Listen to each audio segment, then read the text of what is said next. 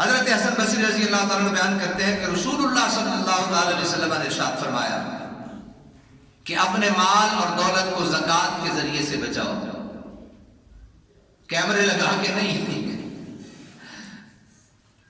کیمرے لگا کے مال دولت نہ بچاؤ، کیونکہ میں دیکھے کیمرے کے باوجود بھی لوگ چوری کر لیتے تے پکڑے بھی.